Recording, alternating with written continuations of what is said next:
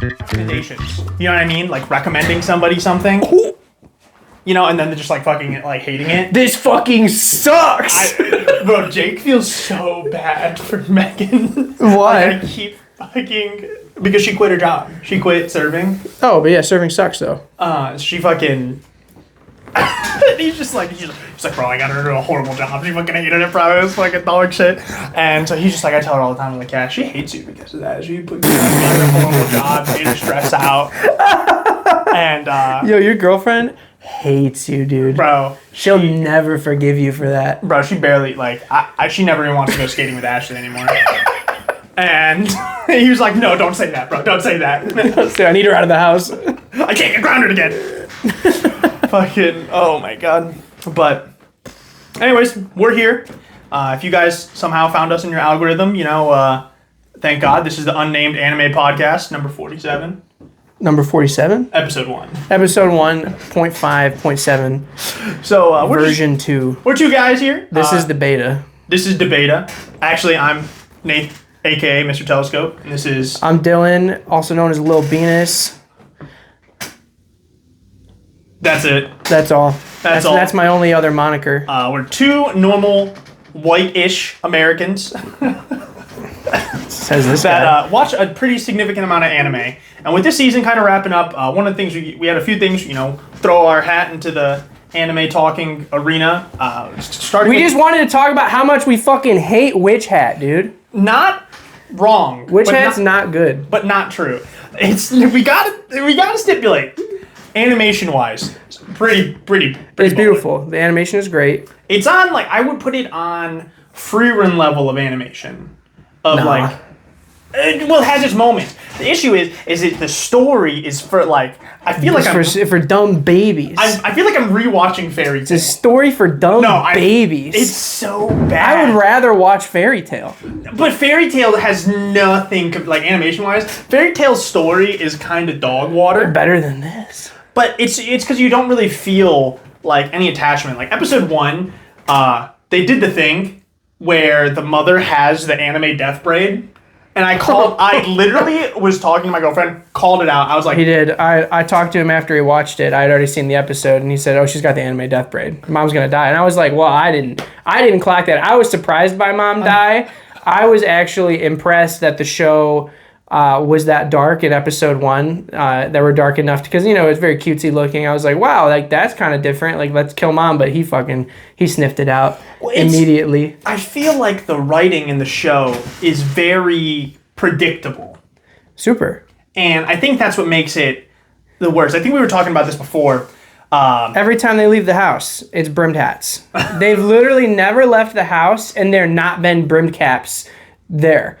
Like, it becomes unsurprising when it's every single time. It's like, we went to the river to save some folks. Oh, brim-capped, ink bottle, fucked everything up. Oh, let's go get a wand. Oops, well, kidnapped by brim-cap. And I think that's a big hindrance to the show, where there's not multiple threats in a world, which makes it feel really, really, like... I stand corrected. Secular. One time, she kind of left the house to go on that first test. There were no brim-caps there. But she was pushed through a portal. I don't even know if she really left the house. I fell asleep during that episode. And I woke up and she had a pet. I actually liked that episode. I did like that episode. I thought it was cool. I never went back to rewatch it. I just kind of pushed it. It was a very pretty episode. I thought that one was actually fun. But yeah, like I'm just so sick of them stepping outside and the brim cap just being there. And I will say, I don't roast this in the be like, oh, they even watched the show. Yes, I know that the other threat was that the fucking mage knights or whatever want to erase Coco's memory because they're like, this bitch crazy or some shit like that. But that wasn't. They showed up for a second. A small drop in the hat. We're gonna erase your memory. Just kidding. No, we're not. And it felt like dog water. It felt such like a throwaway point. And I feel like the argument was so easily won too. Yeah. He was like, we're gonna erase your memory, and then someone said, no, don't, and they said, oh, okay, you're right. True. My bad, dog. You're right. We're not gonna do that just because you said so. And it's one of those things where animation only carries you so far. And I have the same point with solo leveling, where I think the animation gets there. You're trying to get us cooked in the comments day one, bro. Oh, 100%. We're setting the tone. We're bringing up solo leveling. We're hot takes. I loved the manga, right? When I was like, hold on. Webcomic. My bad. Webcomic. I loved the webcomic. I thought it was really fun, and it was a nice, fun, bingey read. And stuff I loved it. I read the web novel before the comic, and then kind of comic to the anime, and it was always, from my understanding, the entire time you're reading it, whether it's the novel, the comic, it's power fantasy. Yeah, it's just a straight up power fantasy. Dude goes through a transformation, gets jacked as fuck, super powerful, can save the world.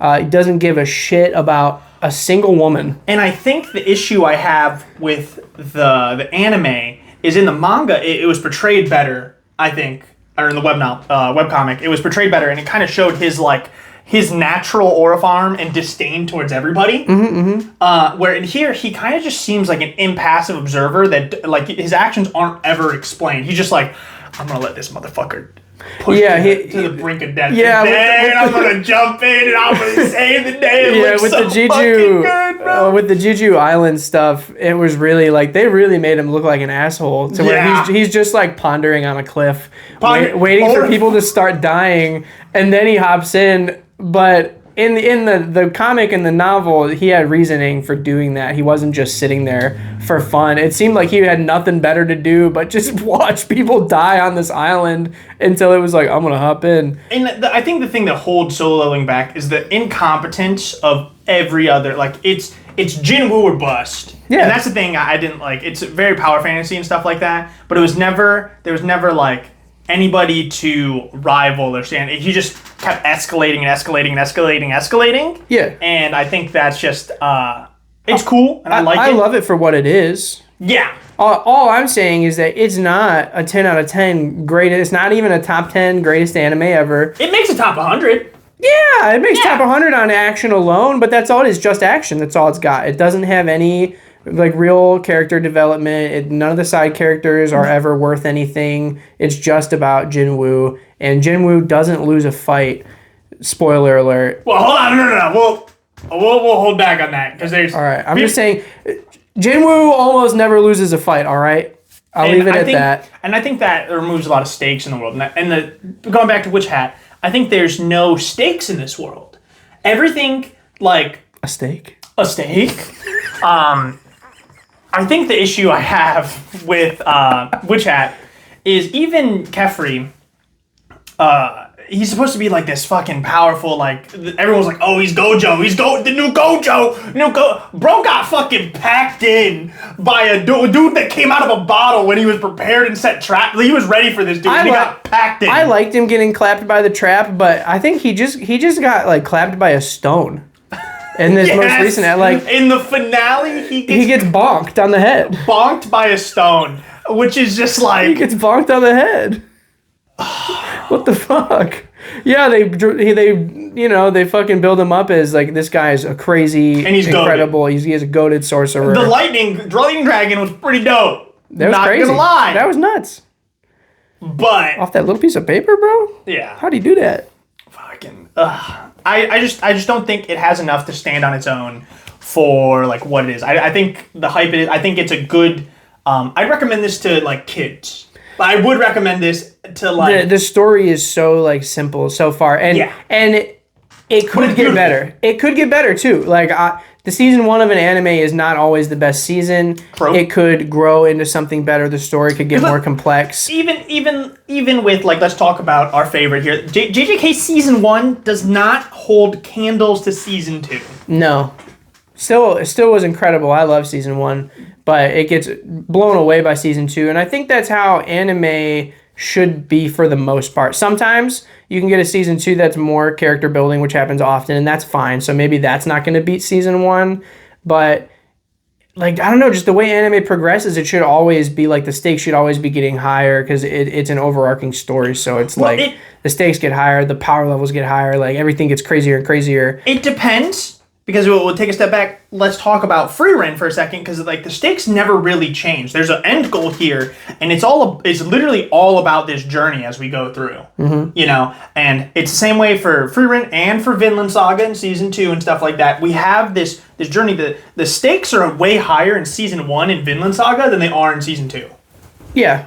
And I mean, he's kind of, 1,000 Years a Slave season 2. Yeah, but it's such a good it's such a good character development where like the stakes are brought so much down into more a human level, and you're dealing instead of looking at this giant world of like trying to fucking Askeladd doing all this shit, trying to fucking get his homeland back for his people, and the Viking Wars, and fucking Thorfinn's like revenge plot, and Leif Erikson looking for him and stuff like that. It brings it down to like this real one man dealing with his horrible past and the atrocities that he did, and like learning how to move past that.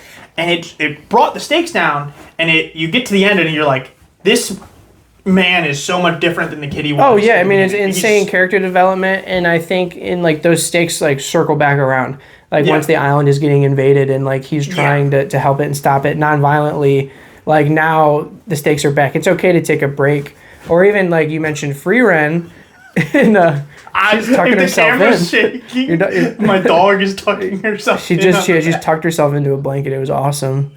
But with free reign, even though like you say the stakes don't change much, but there are times in free reign often where the main characters' lives are in danger, and it feels like they're in danger. Like I was more talking about like not the danger level, but the overall general like progression of the story. Like there's like free reign, like the stakes of the story never really change.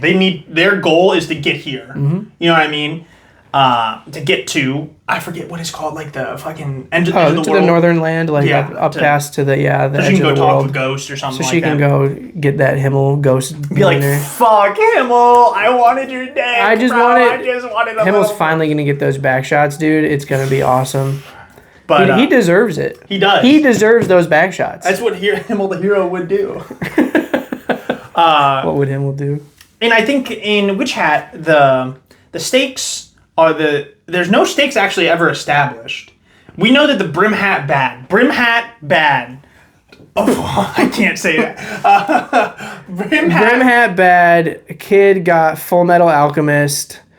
Someone actually got fucking Full Metal Alchemist. Yeah, he got show tuckered. Yep. Which is like, come on, bro, like be original. Inside you, there's two be wolves, original. Bro. Inside you, there's two wolves. No, think about it, because Kefri was the white wolf at the end. He's like, I'm gonna lock it. Stay close to me, my little pups. Oh! And then fucking other dude was like, you guys can't handle me. I gotta run away. The darkest side of me. So, anyways, they set up this world where there's nothing that really happens at all, and there's no... Except for Brim Hat. The Brim Hats are bad because they do forbidden magic. Because forbidden magic is too powerful for the world to have at this moment in time. Mm-hmm. So the ability... I understand that there's probably some magics to be forbidden, but it's also horrible to be like, hey, you're dying, your kid's dying. Your kid's actually dying. I could save your kid. I could 100% save your kid. But it's kind of against the rules. Yeah, I can cure every disease known out there. I can cure you. Sickness? Don't even worry about it, bro. I can cure you. I can cure pretty much every sickness. Everything. But I'm not gonna. Because it's kind of maybe bad for some reason. I'm not going to. We did turn people into golden statues at some point, but That's forbidden. Mm-hmm. But... they're still alive, and we left them alive to suffer as golden statues. Yeah, what was up with that? Like, this episode was so weird, and like, when he turned into a wolf, I was like, this episode's almost over. Like, but when bro wolfed out, the episode was almost over, and I was like, what is about to happen here? And then, yeah, they finally, Kifri and the two other apprentices wake up in the hole, and there's just weird gold statue people. Can we talk about... And they're just... And Coco's like, is that? And he's like, yes. And I'm like, what? What? Is that what? And it's just fucking weird-ass gold people. It's like, they're coming for us. They're going to get us. There's something in the dark. Yeah. I will also say, unwatchable. So I'm a dub guy. I love dub. Oh, no. Yeah, he watches dub. Boo this guy. Watchable in dub. The pink-haired chick Is it that bad? single-handedly made me switch. Her non-commit.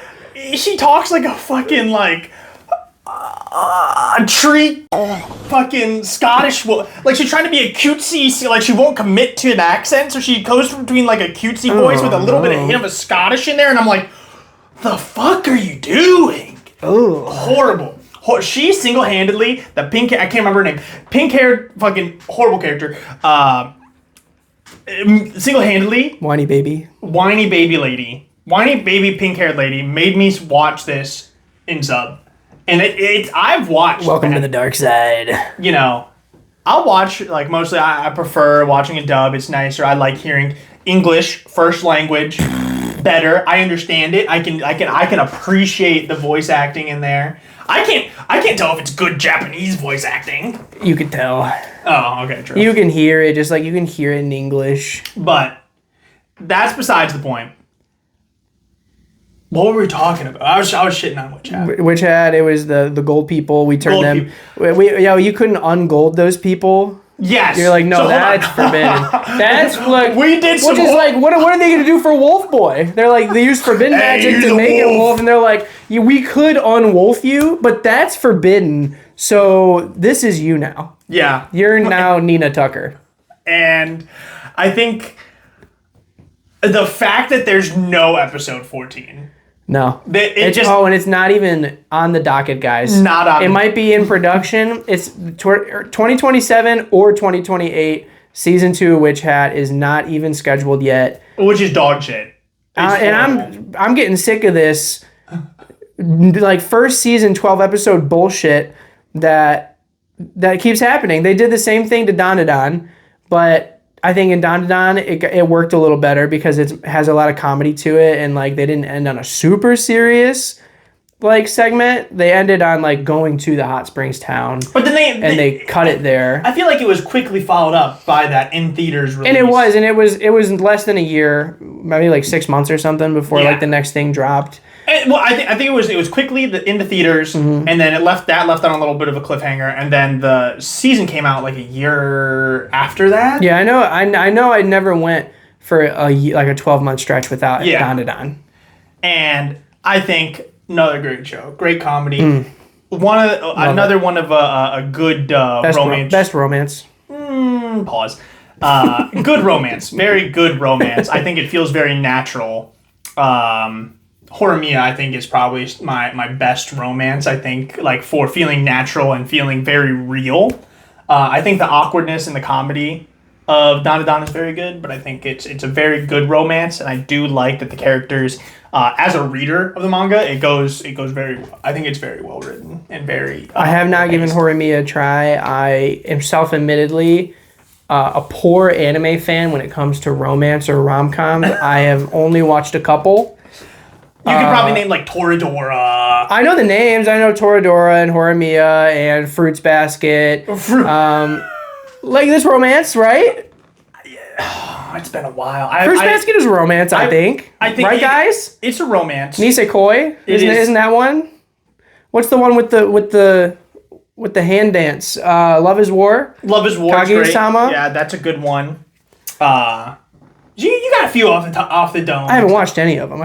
I just know the names. I know the names, and I know that they're supposed to be good. You watched the best romance, Rosario Vampire. Now, hold on, guys. Rosario Vampire actually is a good show. You should all go rewatch it. Skune is Skune. Skune is the goat. Half vampire goat. I can't remember the girl's name. Mocha-chan. Mocha-chan, and that was only half of her. That wasn't even like. Didn't she have a different name when she was like the vampire full blood? I can't remember. Listen. Also, you should read it. Fuck rewatching it. Read it. Pick that shit up. Have you read Rosario Vampire? Yes, it does a crazy hard switch. It turns into. I gotta go back and read it. No, read it. It does the hardest I'm not switch. gonna read it. No, it turns into one of the craziest battle anime mangas you've ever read. Well, at the last season, it did end just a battle, and it kind of was a battle anime the whole time. Now that you say that, but season 3 ends with him fighting Mocha's dad. But he locks the fuck in, bro. He says, "Don't worry, guys. Old school names. I'm half vampire now. I'm Himothy, bro. He locks the fuck. It turns out it's pretty good. Go back, reread it. You're selling me a little bit. I'm not gonna lie, you're selling me a little bit. It's really fun. I don't remember too much of the romance because when I was reading it, I was fucking locked into the battle. I was like, battles, fights, let's go. That's what you were locked in on? Well, when it got to that point, earlier on, bro, I was locked in on. Oh my, there's nipple, bro. Nipple. It's 2010. Succubus booby. It's 2010 and there's nipple on screen on Netflix. Side note, I will say, I think one of the funniest things is I will consider Rosario Vampire an isekai. Isekai? He goes to another world. He doesn't ever recontact his parents. He goes back home. He goes to someone's home. After that little summer episode. Yeah, because that's his home, right? He goes back home. But he never goes back after he becomes. He's done. He says, "I'm in the monster world forever." A monster man. I'm half vampire. Nobody knows me. I'm so. So what if you can see? No one can understand me. That's crazy. It's a really good isekai. Honestly, better than most isekai. Yeah, the OG, your baby's first Gooner anime. No, that's Girls Bravo. Same time for me. Same time. It was same time for me. They were both on Netflix in the late 2000s to like 2010. Birdie Unlimited. That's a shout for next Netflix day ones. I missed on that one. There was that one vampire something. Dance in the Vampire Bund or something like that. Yeah, with like the blonde chick on the cover. Chick, and she had like the little. Yeah, never watched it, but I did scroll past it many times. Be like, that bitch is hot. She was 12. So, fuck! Fuck! She was eternally 12. I didn't know that! She was eternally 12. I didn't know that! She was eternally 12, and her husband wife was a werewolf. So I never watched it. He was a grown man werewolf that wanted to smash that 12-year-old. You're a pedophile. Fuck. An actual canonical pedophile. Episode 1, it's over. It's over. Get canceled. It's over. Let's say the N-word. I didn't know. I never watched it. I remember the thumbnail. Baby's first Gooner anime is Girls Bravo and Rosario Vampire. My Bludgeoning Angel. If you know that, you're a real one. You're an OG. You're Unk now. Yeah. Throw in High School DxD. High School DxD. And I feel like, at least for me, any of the ones with High School of the Dead, High School of the Dead and High School DxD, I think you find a little bit later because those weren't on Netflix. No, High School of the Dead was on Netflix. Was it really? It was on Netflix. I didn't watch it in that time. I didn't see High School of the Dead until I was an adult. I saw High School of the Dead with my dick out. I watched supersonic titties, bro, live in my head rent free. I watched High School of the Dead and High School DxD with a homie. That's kind of gay. We didn't jerk it. Now, should you have? We may or may not have been bricked up. I cannot confirm or deny for my homie if he was bricked or if I was bricked and if we were bricked at the same time. You know, if you're both bricked up at the same time, is it gay? No, our socks were on. True. Our socks were on. But yeah, watching Gooner anime with a homie, it's an experience. You should all try it. I think modern Gooner anime doesn't live up to it. No. Just go watch High School DxD with one of your friends and have a good laugh. Watch it in dub. High School DxD in dub is actually hilarious. It is a very, very funny show if you watch it in English. I can't speak. If you watch it in sub, it's probably not as funny. Also, talking about OGs, if we're gonna go back OG, you gotta go back and watch fucking Black Lagoon. Ooh. That is a nice little spice. I think we should save that for a deep cut. A deep cut episode where we talk about the oldies that you should watch. Yeah. But right now, I think I want to segue into another show that I fucking hate, Rent a Girlfriend. Oh, I fucking hate Rent a Girlfriend. If you like Rent a Girlfriend, you need to go somewhere. You should maybe go to prison. It's a terrible show. The premise in episode 1 and 2 is really funny.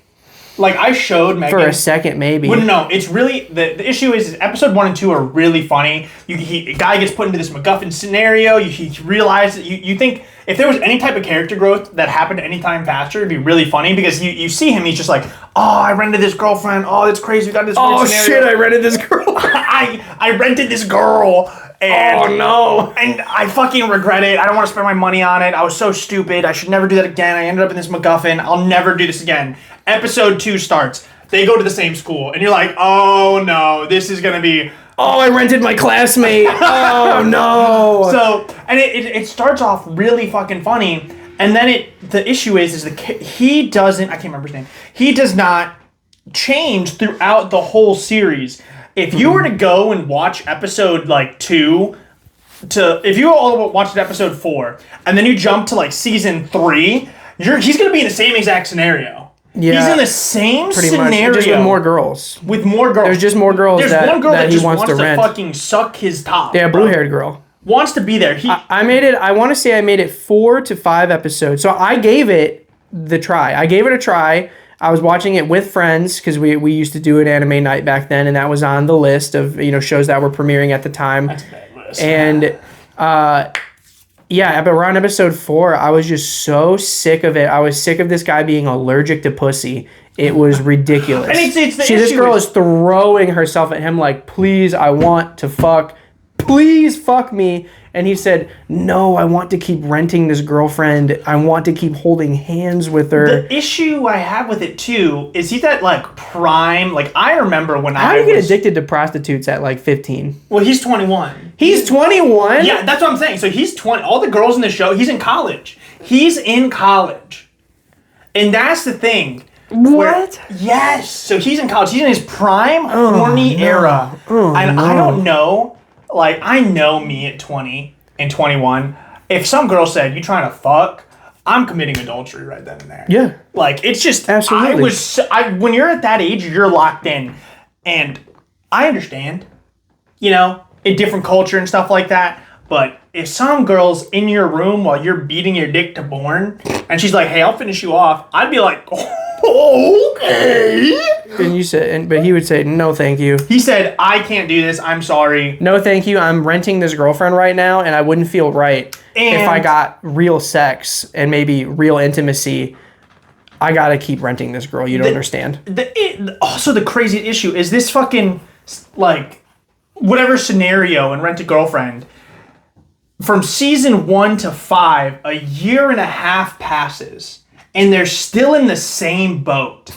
I understand, trying to figure out your feelings. This guy won't say that he likes her at all.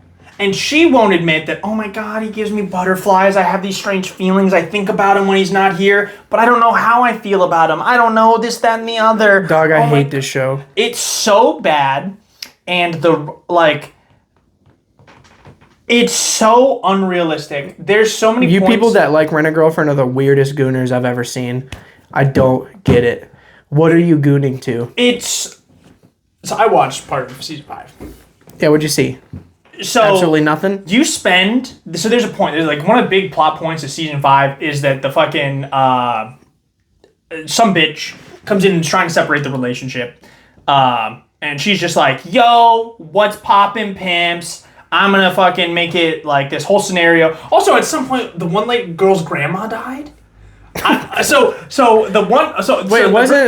Weren't they being pretend boyfriend girlfriend for grandma? For both grandmas. Oh, both grandmas. The Rent-A-Girlfriend's grandma dies believing that they're still... Oh, God. Yeah. That's terrible. Horrible. So then... Y'all ever just lie to your grandma? Your dying on grandma. her deathbed? On her deathbed. Be like, lie to your grandma. Just be like, yeah, I'm going to marry your grandma. I'm going to marry your grandma. Sorry, you're not going to be here to see this. I've never been so happy in my whole entire life. We're going to have so many grandkids. It's so great. Anyways, die, bitch. LOL. Oh, my God. Can you read this model? So she died. So so this whole scenario happened. So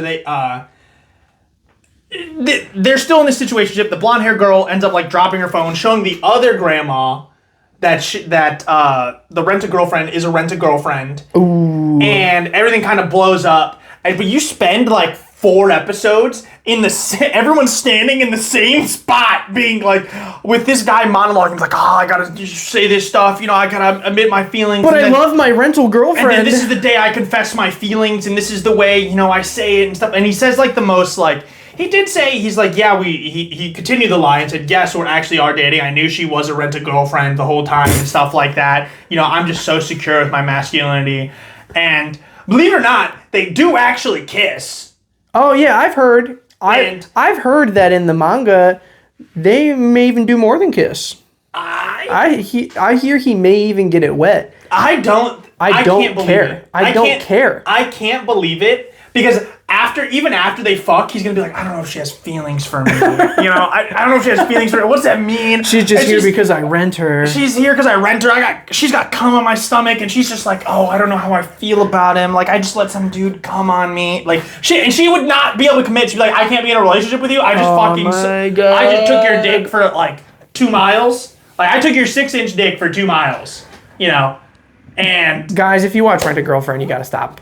You gotta drop it. You gotta move on to better things. You gotta get some more substance in your life. Maybe get a hobby. Go watch. Take those 20 minutes and do something else. No, with them. If you hate yourself and you watch Rent a Girlfriend, you should go watch Too Many Losing Heroines. That's a funny rom-com. I don't know that one. So the premise is all the main girls. My 100 girlfriends that all really, really, really, really love me. No, don't watch that dog shit.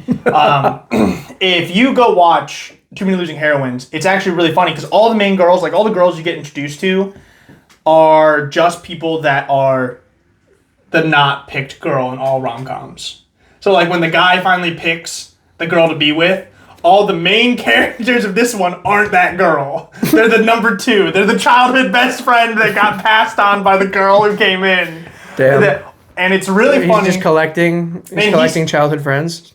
So he kind of goes through and he kind of ends up in this situation. So he meets one and he kind of finds himself in this other situation, and like the first girl he meets and him kind of start building a relationship, and they kind of like have like, they're the closest ones. Like I'd probably say that it seems like they probably have the most chance of like, all the other girls kind of just realize like, hey, I still have feelings for the person I got dumped for, like, technically like quote unquote dumped for. Damn. And they're kind of like working past it, and he kind of helps him work past it. Mm-hmm. Like he's like their manic pixie dream boy. He helps him work past it? No, he's pretty. I'm not watching them. He's super. Well, high schoolers. Oh fuck! High schoolers. Shit! I wasn't listening to that part. High schoolers. I wasn't listening to that part. But him and the main girl. It's just cartoons, man. Yeah, they could be eternally like They could eternally be 12, eternally 12 vampires that are just stuck living in high school. I'm not making it to episode 2. I'm gonna be put on a list. We're already on a list, bro. Bro, you haven't watched Boku no Pico, bro? I haven't. Oh. No, I dodged that one. I never fell for the joke. I never fell for the fake recommendation, Boku no Pico. Yeah. But anyways, so it's really cute. Wait, is he in high school too? What?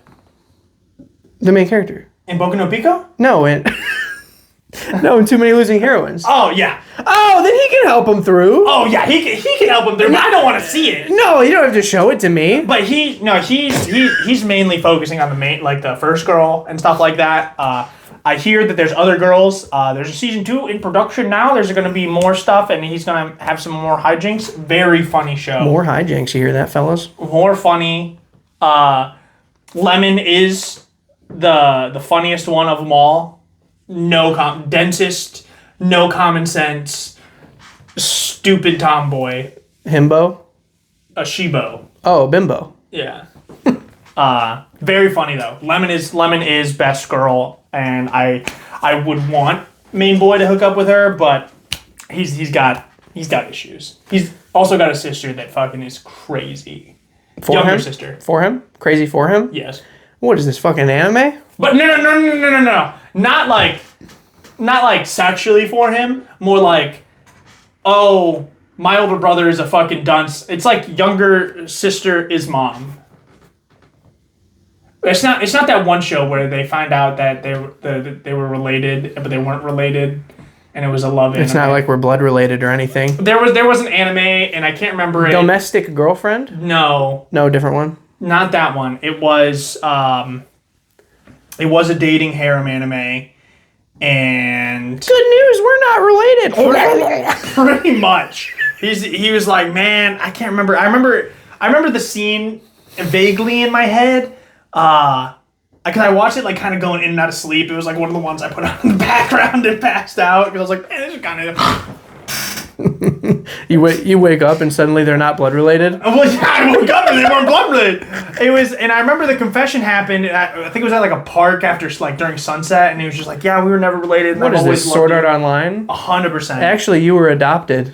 You were adopted. But I thought you were adopted this whole time. Fuck, does that mean we can fuck, bro? Shit. Japan does love that for some Bro, I don't know what's up with that. I mean, do actual people in Japan want to fuck their sister? If you look at porno, people in America want to fuck your sister too, bro. Step.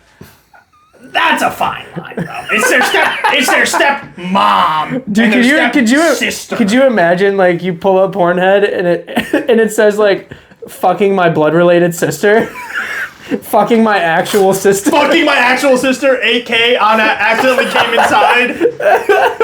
Fucking my actual sister. That'd be so wild. Yeah, fuck step porn. We're just going on to straight porn, straight bro. Incest. You know what they say? Incest is wincest. Oh man, this guy, he uses Reddit. No. This guy's a Redditor for sure. Never used Reddit my whole life. Megan has to explain Reddit to me, and then Jake also. I don't understand how to use Reddit either. I've got an account. We're boomers. I've got an account, but yeah, I don't understand like. The rating or like the badges or like how to use them. Like I don't even know how to comment. Like for a lot of things, you gotta have an account to comment. You have an account, but then you also have to have like a certain amount of interactions. Sometimes for like certain communities. And I'm like, they're like, well, I just want to help this guy who doesn't know how to spell orange. Yeah, like someone just needs help, and you're like, I know how to fix this problem. Like you're pounding on the glass, please. And they're like, no, your account's too young. You haven't thumbed up enough posts. You can't comment. You cannot help this man. But I think overall, spring anime for this year has a lot of things on there. A lot of continuations of seasons. Dr. Stone's finishing up in its final season. Slime is still continuing, which I unfortunately dropped. I like slow world builders, but when we got to the 7 episodes of Table, I kind of stepped away. I don't mind it. I like Slime. I've been with Slime since the beginning. I watched it with one of my best friends, and I'm ride or die now. I know it's not the greatest show on earth anymore. It definitely has like simmered way down from what it was at the beginning. But I still have a blast watching it. It's super fun. And I'm caught up, and I'm actually very excited. They're doing like 60 episodes, like pretty much uninterrupted. They basically turned it into like weekly shonen. That's dope. Where like we're going to have like Slime for like a year straight or more, which is fun. Season 1 of One Punch not One Punch. Fucking One Piece. 518 episodes. From season 1 of One Piece is 1,280 something episodes. Good luck, dude. I'm on episode 69, unironically. Nice. And I haven't been back. That's the one. I'm excited. Side note, I am excited for that re-release. Apparently, like I think Mappa is. Is it Mappa or is it it's Wit? It's Studio Wit. It's Wit. Wit is doing the. And they're doing the. Where the fuck's the news on that, dude? What the hell? It's doing up-paced, which I think is. Yeah, they're cutting out all the filler because you don't need it now. But also increasing the pacing. The issue with One Piece now, personally, even when I watched, like when Gear 5 was announced and everyone was on the hype. I did the same thing. I watched it. And the pacing of it. I watched it with a One Piece fan that was in my ear all night about how great this episode was going to be.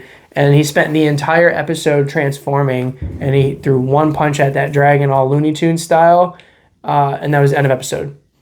That was all that happened. He giggled and laughed and went Gear 5, and then... This is my peak! And he's like, hee hee ha ha, and he punched, the Looney Tunes punched, and then it was end episode. And I think, And when I was getting into, I started watching One Piece actually after that, and like watching season 1, and yeah, the pacing is crazy. It's is to the point where Luffy is gonna throw one kick. I forget his name. I guess the shark guy. He's one of the first big villains.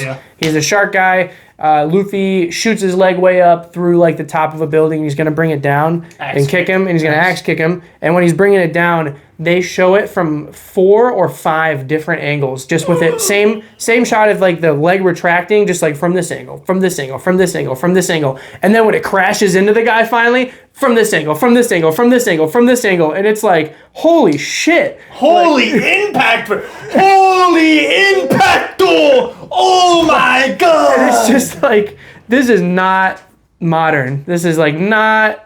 It's necessary. Even when you compare it to like OG Naruto or Bleach, it's egregious. Yeah, and there wasn't even filler yet. OG Naruto was pretty low budget. A lot of panning over still paintings. I will say the art was always, the paintings were always nice. But the action was always great. Action was always pretty. The action was always great. You got top 10 fights in there. That it 2 of the fights. And it was so influential too.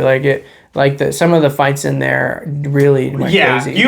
There's so many fights in OG Naruto that people pay homage to. That fluid fight style where I think where there's like where you get the wonky frames in between, but it's like for the motion. Yeah. That was like the first you ever started seeing that stuff. Which is like you have to pay respect to the motion, the animation of it, which is pioneers for that. And a lot of the people that worked on early Naruto are the heroes that you see working on like fucking One Punch Man season 1. Yep. Fucking JJK. Fucking Frieren. Fucking Space Dandy, bro. Space Dandy. That's another show that'll never ever exist again. It got its awesome 2 seasons. I don't think it needs to have more. Beautiful, super fun. But yeah, it's like essentially an anthology. So wrapping up the season though, we also Marriage Toxin.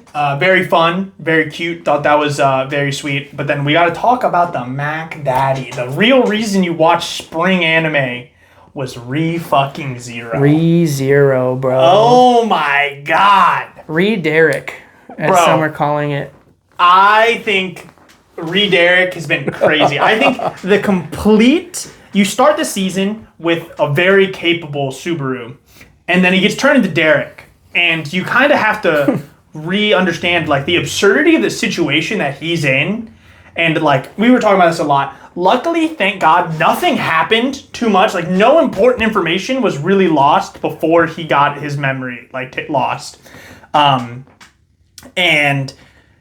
he's in a situation where you're stuck with base Subaru again. Like he doesn't even know how to use his hands. He can't use any of his abilities. Which I think base Subaru not knowing anything at all is when ReZero is at its best. I think ReZero is at its peak when Subaru has no idea what the fuck is going on, when he's horribly confused and he's dying left and right. That is absolute peak ReZero. It doesn't get better than that. And his ability, I think, is him slowly discovering why he made it this far, like throughout this season of him being like, all these people hate me. All these people hate me. He's literally the guy in the room. He's just like, fucking, nobody loves me. Nobody cares. Like, fuck, I want to die type shit. I'm a piece of shit. Why would anybody care about me? I think it's really fun.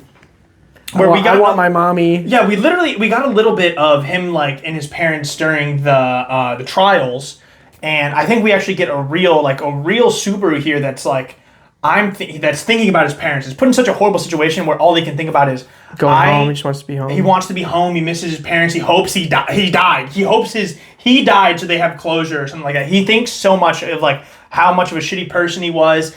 And it was really interesting to have Subaru without the closure of his parents, because the trials gave him that closure of, that understanding that, his parents, having like those final talks with his parents and understanding that how much they loved him and being able to tell them that he loves them too. Even if they weren't real or whatever, like even if it was like something like that, him having some sort of closure there was such a big character development moment. Because it was so huge. It's when it might be even the biggest. I think that's when he super locks in. Yeah, because that's what that trial is like, overcoming like your deepest, darkest thing. And that was it for him, is his embarrassment of being a shut-in and living in his father's shadow and just being a complete loser. I love that season. I love the trials. I think that season is really good, because like if you don't like ReZero, you can't handle character development. You don't understand, like, you can't watch a character struggle. And It's okay not to like isekai. I get it. If you don't like ReZero because it's isekai and you don't watch that, fair enough. But if you're an isekai watcher and you don't like ReZero, I don't understand you. Because it's one of those things. It's just incredible all around. All the characters, and we talk about this in Free Run and stuff, all the characters are developing by themselves. Like, it's Subaru here, but everyone, like, Amelia has developed so much. Reinhardt has become an actual character, like a person, instead of just like this unstoppable, like, beast. We've talked about this a lot in stories, in anime, in movies, in just like fantasy worlds in general. A good story has the world moving when the main character is not around. Yeah. Like, characters are developing when Subaru is not around. You know, they're moving pieces around, they're doing shit, and not just when he's on screen. Like Garth like, I'm not the biggest fan of Garth. I think Garth's story is kind of cool. I love his fight scene. Garth. Yeah, whatever. I think he's cool. Garfield. I think he's an orange cat. Yes. He likes lasagna. He does love lasagna. He does love doing a weird leg thing and then throwing the most devastating punch you've ever seen in your whole entire life, bro. With some earth magic to accompany it just for fun. Which people, like, I watched that, and you know what? I was like, man, with that earth magic, it reminded me of a real Toph move. It was super tough. It was so earthbender. It was so Toph that I was like, I felt like a little homage to some Western animation there. I was like, I was so excited that you hadn't seen it when I called you when it came out, because I was like, you need to go watch that now. You're gonna, like, someone's about to steal the show. Like, you're gonna see, it's gonna totally steal the show for best fight of the season. I think Solo Leveling was coming out at the same time, and I was like, this shits on Solo Leveling. This fight's crazy. And I think Amelia has great character development. Everyone develops at different paces, at different things. It's important for the story to actually, like, move along, and it's not just like, you know, it makes sense each time. Like, one of the things, I'm gonna make an analogy here. If you watch Critical Role and the most recent season, a slight spoiler for you, but nobody's seen this, bro. They when they level up, like the level ups, so Brandon will be like, hey, you've reached this level and you can level up and pick your stats and stuff like that, but you can choose to level up now or when you feel like it's important for the story. That's fun. Which is really cool, because there's been moments where, you know, some things happen and that level up just is able to be pulled out of their back pocket. It doesn't, like, it's not like it's enough just to tip the scales sometimes, and it's really cool, and that's how it feels with ReZero, where it's like all the character development, like Amelia becoming the strong, independent person during those trials, is you're like, what? Like, she's been, like, this is season 3, like, she can fucking become her. She's Hermithy. And after season 3, like, she's still struggling. Like, during season 3, she's struggling, and then she becomes, she unlocks that door. She is able to beat the trials and becomes. And Subaru says, "I love you, bitch." Yeah, and it's like they both never gonna stop loving you, bitch. And it's really good. I think the development there. You know what fucked up? He did stop loving her. It's true. When he lost his memory, bro. That was also when Derek showed up, bro, and he started hitting people with. When he calls her Amelia without the ton, and you see her face, it's like, oh, that was pain. Because that was pain. Yeah, and if you watch it in dub, he calls her Mealy all the time. Oh, Amelia, right. So it's Mealy in the dub, and then when he calls her Amelia, it's just like, it felt weird for me to hear, and I was like, and then you see her face, and she's just like, oof, and I was like, ooh. Yeah, bro, he's gone. He's not there. Who are you? I know a little bit about, like, I did a little bit of reading and stuff like that. One of my friends got me into the show, so I'm a little bit, like, after he lost his memory is where I kind of, like, I knew a little bit of going into the Pleiades Watchtower, but I stopped reading a long time ago. So this has been a fun season to kind of catch up on. A really fun roller coaster with everything being set back to square one, and him, like... So fun. It's my favorite. It's my favorite. I think the thing I like the most about Subaru is he showed why he, like, in this short amount of time with all this adversity, he just works under pressure. Like, he chokes under pressure. He chokes under pressure. The more pressure he chokes bitches under pressure. He chokes bitches under pressure, and he shit gets a little too hard. He goes. He's just like, this is my king. We've been walking in this tunnel for too long. Patrese! Lizard. So that was the funniest thing in dub when he can't. So he's Derek, so he doesn't remember his name. And fucking Bonner saves his life, and I don't remember what he says in. Like, he just screams lizard. He does the same thing in sub. Okay. It's just lizard, and it's so Petrash is best girl. Super funny. Solidified. She's best girl. Sorry, Amelia. Sorry, Rem. Petrash is she's just that bitch. Yeah. Sorry, gals. I also have a slight issues is knowing a little bit of astronomy. I don't like that Betelgeuse is called Betelgeuse. It's fucking Betelgeuse. I look at Betelgeuse when I go out. I look into the sky. I look at Betelgeuse. Right. I mean, Amelia calls him Juice. She calls him Juicu. Even in sub. It's Betelgeuse. Not Betelgeuse. What the fuck? They call Betelgeuse. Betelgeuse? What? He's not a goose. That guy's a fucking hand man. Jutsu. It sucked. It's honestly just Beetlejuice. Pleiades Watchtower. Brain trembles. Yes. What are we in season 4? ReZero season 4. My brain trembles. True. It does. My brain trembles. But, with that all being said, if we somehow ended up in your guys' algorithm, I think this is a good spot to end it. We can keep rambling on.